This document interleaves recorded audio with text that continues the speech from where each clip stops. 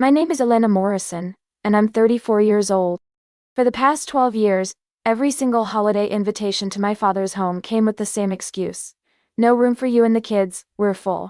Yet somehow my sister's 3 children, her husband, and even her golden retriever always managed to fit perfectly around his table. This Thanksgiving, I stopped asking for permission. I showed up at his Manhattan loft with my 2 kids anyway. When he opened the door and saw us standing there, his face went pale. What I said next didn't just ruin his holiday. It exposed a family secret that changed everything. Before I tell you how one Thanksgiving dinner destroyed my father's carefully constructed lies, I need you to do something. If you've ever been the family member who was always too much to accommodate, hit that subscribe button right now. Drop a comment with where you're watching from and the worst excuse a family member ever gave you. Your stories remind me I'm not alone. Now let me take you back to where this all started. It began when my daughter Emma was born 12 years ago. My father Richard Morrison lived in a luxury loft in Manhattan. Floor-to-ceiling windows, modern furniture, the kind of place featured in architecture magazines. 3 bedrooms, 2 bathrooms, an open-concept living space that could easily accommodate 20 people. That first Thanksgiving after Emma was born, I called him excited. "Dad, I can't wait for you to meet your granddaughter at Thanksgiving. She's finally old enough to travel." There was a pause on the line. "Elena, about that. We're keeping it small this year. Just immediate family. You understand. But I am immediate family. I mean, it's going to be tight with your sister's family. Victoria's bringing the kids, Daniel, and they just got that dog. We're completely full." I stood in my small apartment holding my 3-month-old daughter, trying to process what he was saying. "How many people is that?" "Well, Victoria, Daniel, they're 3 kids. That's 5. Plus me and Margaret. 7 total. 8 with the dog, technically. Dad, your loft has 3 bedrooms and can seat 12 at the dining table." I've been there. It's not about the physical space, Elena. It's about keeping things manageable. Maybe next year when Emma's older. But next year came with the same excuse. And a year after that. And every single holiday for 12 years. My sister Victoria was the golden child. Always had been. She'd married a successful corporate lawyer, lived in Greenwich, had 3 picture-perfect children who attended private school. Her life looked like a Williams-Sonoma catalog. I was the disappointment. Single mother, worked as a high school art teacher, lived in a modest apartment in Brooklyn.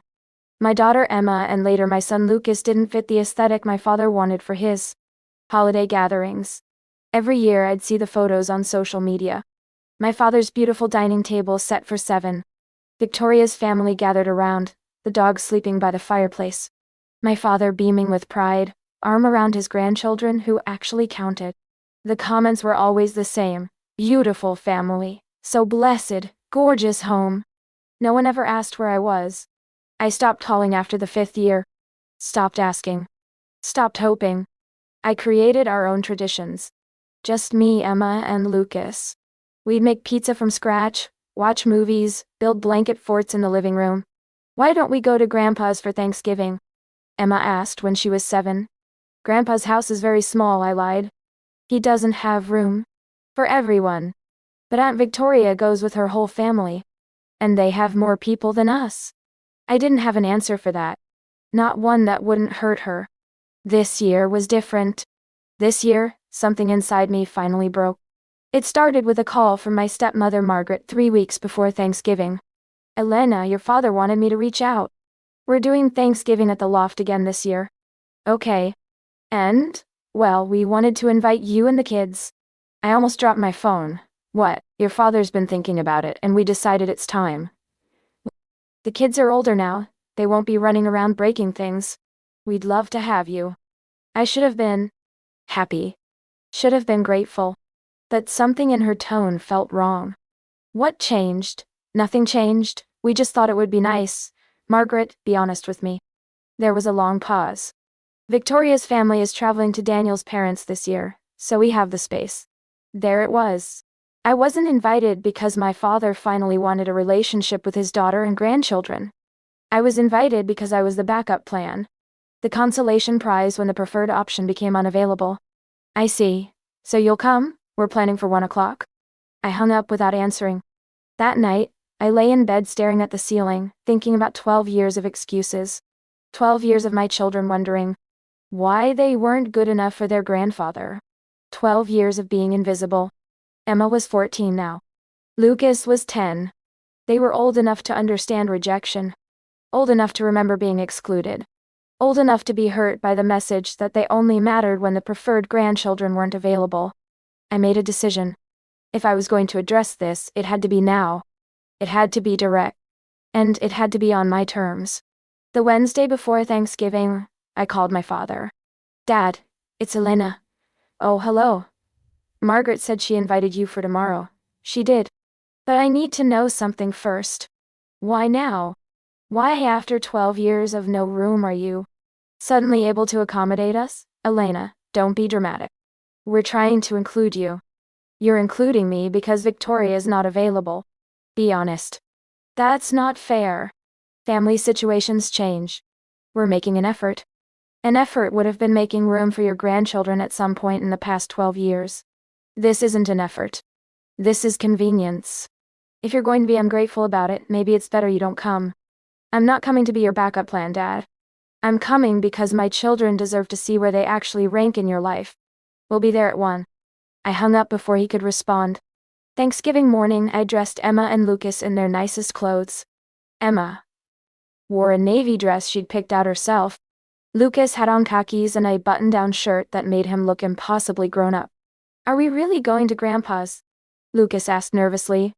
We really are. What if he says there's no room? Then we'll deal with it, but you two deserve to be there. Remember that. We took the subway to Manhattan. Emma held Lucas's hand the entire way. She was nervous too, I could tell. 12 years of being excluded had taught both my children that they were somehow less than, somehow not enough. I was about to teach them something different. We arrived at my father's building at exactly 1 o'clock. The doorman called up to announce us. There was a long pause before he said, "You can go up." The elevator ride felt eternal. Emma squeezed my hand. Mom, are you sure about this? Very sure, sweetheart. The elevator opened directly into my father's loft. He stood waiting, Margaret beside him, both wearing expressions of forced welcome. Elena, kids, come in. The loft looked exactly as I remembered. Stunning views, expensive furniture, and that massive dining table set for exactly 4 people. Where's everyone? I asked, though I already knew. It's just us. We decided to keep it intimate this year. Intimate. Like all those years when Victoria's family of 7 plus a dog was somehow intimate enough, but my family of 3 was too crowded. Elena, please. Not in front of the children. No, Dad. Especially in front of the children, because they need to hear this. I turned to Emma and Lucas. Your grandfather has told me for 12 years that there was no room for us at holiday gatherings. But the truth is, there was always room. This loft has 3 bedrooms, 2 bathrooms, and a dining table that seats 12 people. There was plenty of physical space. What he meant was that there was no room for us in the family he wanted to present to the world. That's not true, my father protested weakly. Then explain it to them. Explain why their cousins were here every single holiday, but they never were. Explain why a dog was more welcome at your table than your own grandchildren. Margaret stepped forward. Elena, your father was trying to protect you. Protect me from what? From judgment, Dai? From comparison. Victoria's life is very different from yours. Your father thought it would be easier for you not to be confronted with that constantly. The room went silent. Let me get this straight, I said slowly. You excluded my children from family gatherings because you were embarrassed that I'm a single mother? That I'm a teacher instead of married to a lawyer? That we don't live in Greenwich? My father couldn't meet my eyes. It wasn't about embarrassment. Then what was it about? It was about maintaining harmony. Victoria's very sensitive about these things. She felt that having both families together created tension. Victoria felt tension because she didn't want to be reminded that her perfect life wasn't the only valid way to live. And instead of telling her to grow up, you just excluded us. Chose her comfort over your relationship with me and your other grandchildren. Emma was crying quietly. Lucas looked confused and hurt. And I felt a rage I'd been suppressing for 12 years finally break free. Do you know what your granddaughter asked me when she was 7? She asked why we couldn't come to your house for Thanksgiving. And I lied to her. I told her your place was too small. Because I couldn't tell her the truth, that her grandfather chose his other grandchildren over her, that she wasn't good enough for his holiday table. Elena, I'm not finished. Do you know what it's like to explain to your children why they see photos of family gatherings they're not invited to? Why their cousins get to have a relationship with their grandfather but they don't?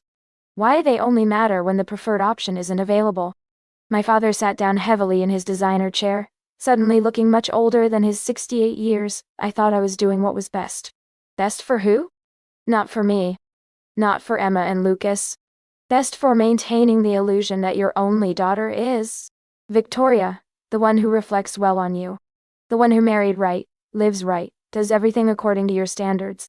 Margaret touched my arm gently. Elena, please. Let's sit down and talk about this calmly. No, we're not staying. I came here to show my children that they deserve better than being someone's backup plan. We deserve better than being invited only when it's convenient. We deserve to be wanted, not tolerated. I took Emma and Lucas's hands. We're leaving. And we're not coming back until you figure out that family isn't about maintaining appearances. It's about showing up for the people you love, even when it's inconvenient.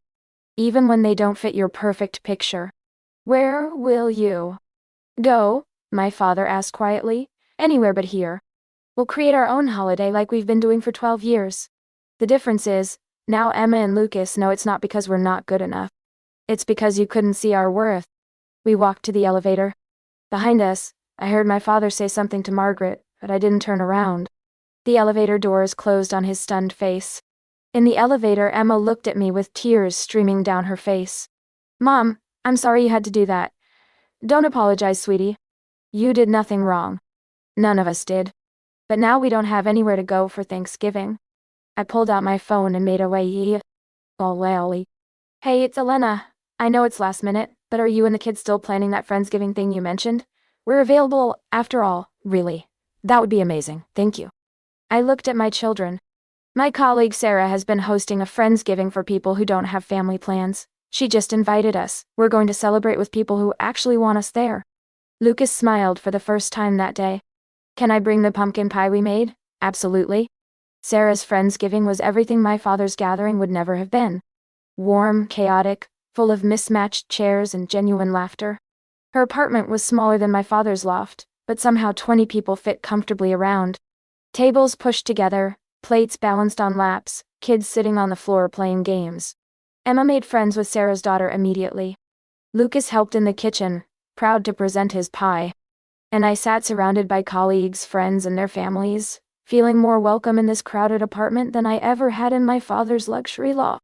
Your dad's loss, Sarah said quietly, handing me a glass of wine.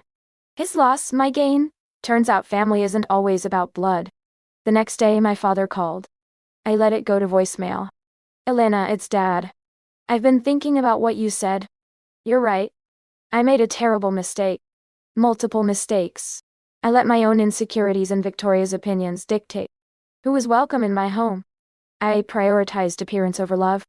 And I missed 12 years of knowing my grandchildren because of it. I don't expect forgiveness, but I would like the chance to do better. To be better. I understand if you need time. I'll be here when you're ready. I love you. I saved the message but didn't call back. Not yet. 2 weeks later, Victoria called me for the first time in 3 years. Elena, Dad told me what happened on Thanksgiving. Did he? I need you to know I never asked him to exclude you. You just complained enough that he decided it was easier to keep us separate. That's not fair. Our lives are very different.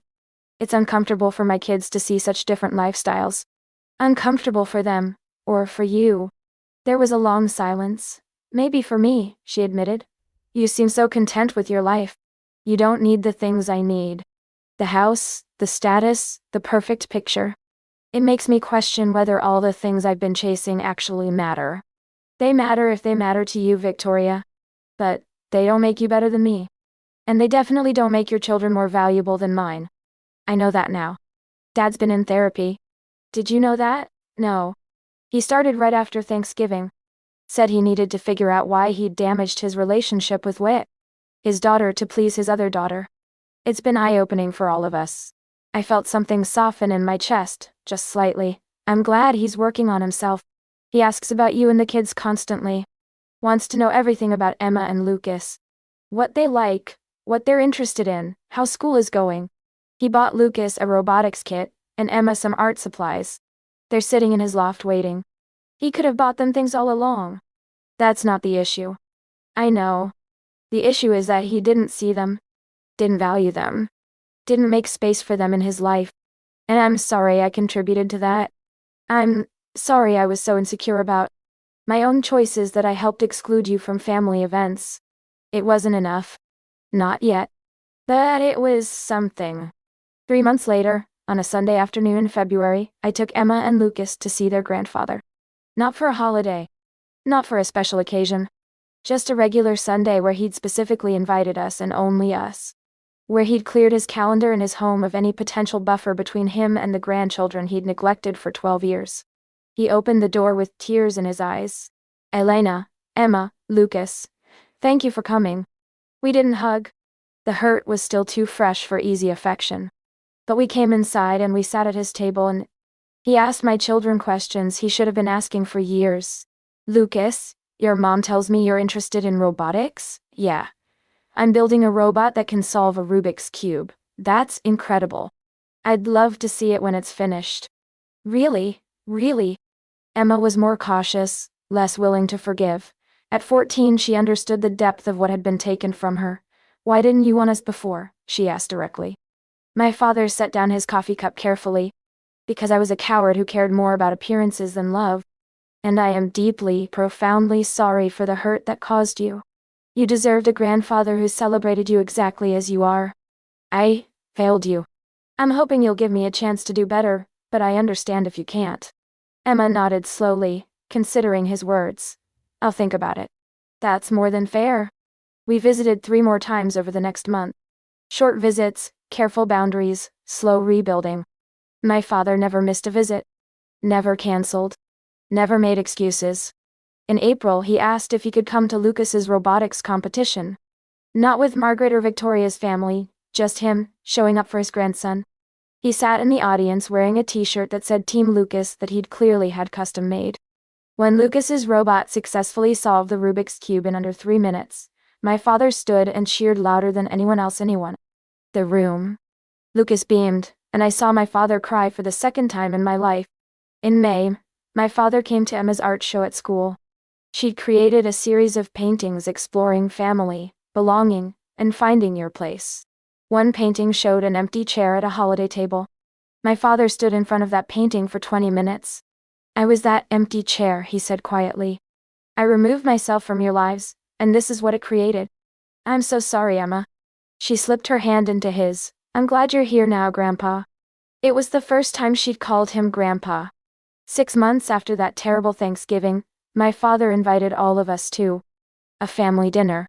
Not a holiday, just dinner. Victoria's family and mine, together for the first time since Emma was born. I almost said no. The wounds were still healing and I wasn't sure I was ready to share space with my sister's perfect family. But Emma wanted to meet her cousins. And Lucas was curious about the uncle and aunt he'd never really known. So we went. Victoria opened the door looking nervous. Elena, hi, thank you for coming, thanks for having us. Her children stood behind her, curious and awkward. My children stood behind me, equally uncertain. Kids, Victoria said, these are your cousins, Emma and Lucas. The teenagers regarded each other warily, and then Victoria's youngest, 7-year-old, Sophie, ran forward and hugged Lucas. I have another cousin. Mom said you were nice. The ice broke. Within minutes, all 5 kids were in the living room talking about school and video games and favorite movies. Victoria and I stood in the kitchen, a careful distance between us. They look happy, she said. They do. I'm sorry it took this long. Me too. I've been working on myself. Understanding why I felt so threatened by you. Therapy's been helpful. Seems to be a theme in this family lately. She laughed, and it sounded genuine. Dad says you teach art, high school level. It's rewarding. And you're happy? I thought about my small apartment, my modest salary, my sometimes chaotic, single-parent life. I thought about the Friendsgiving with Sarah's family, the quiet Sunday mornings with my kids, the art projects scattered across our kitchen table. I am very happy. Victoria looked at her own reflection in my father's stainless steel refrigerator. I have everything I thought I wanted, and I'm not sure I'm happy.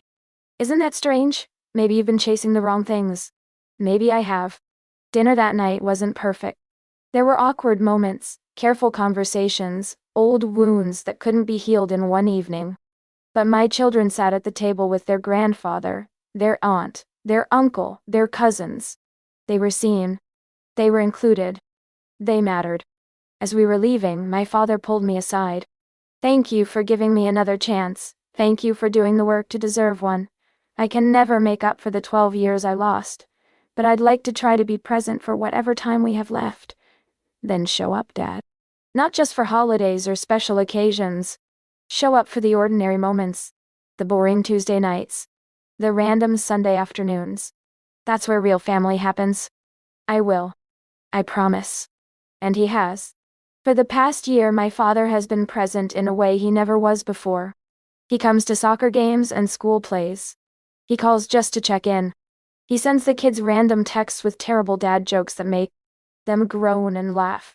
Last month, he asked if we'd be interested in Thanksgiving at his place this year. All of us, he clarified. Your family and Victoria's family. Together. The way it should have been all along. I thought about that invitation for a long time. Thought about the 12-year-old version of me who would have been so grateful for any crumb of inclusion. But I'm not her anymore. Actually, Dad, we're hosting Friendsgiving again this year at Sarah's. It's become a tradition. 20 people crammed into an apartment that should hold 12 to 12. Mismatched plates, loud conversations, kids running everywhere. It's perfect chaos. His face fell slightly. But, I continued, you and Margaret are welcome to join us. If you're okay with chaos over elegance. With genuine over performative. With chosen family alongside blood family. He smiled and it reached his eyes. We'd love to. This Thanksgiving, my father sat on Sarah's slightly worn couch with Lucas on one side, teaching him card tricks, and Emma on the other, showing him pictures from her recent art project. Margaret helped in the kitchen, laughing with Sarah and the other parents about the eternal struggle of getting teenagers to set the table. Victoria's family came too, her perfect children eating pizza off paper plates alongside everyone else's kids. And I stood in the doorway watching it all, thinking about the woman who'd shown up at her father's loft last year with her children demanding they be seen. She'd been terrified, hurt, dull, angry. But she'd been right. You teach people how to treat you. And sometimes teaching them requires walking away from their table and building your own. Your worth isn't determined by who makes room for you. It's determined by knowing you deserve that room in the first place. And having the courage to demand it, even when it costs you something. If you made it this far, you know what it's like to be someone's backup plan. Hit that subscribe button for more stories about women who refuse to accept less than they deserve. Drop a comment about a time you had to demand your own worth. Your courage matters. Hit like if you believe family is about showing up, not about convenience. And share this with someone who needs to hear that being excluded says nothing about their value and everything about the excluder's blindness. Remember, the people who make you feel like you're too much are not your people. Your people will never ask you to be less. Until next time, this is Elena, reminding you that walking away from a table where you're not wanted is not giving up. It's making room in your life for tables where you're celebrated.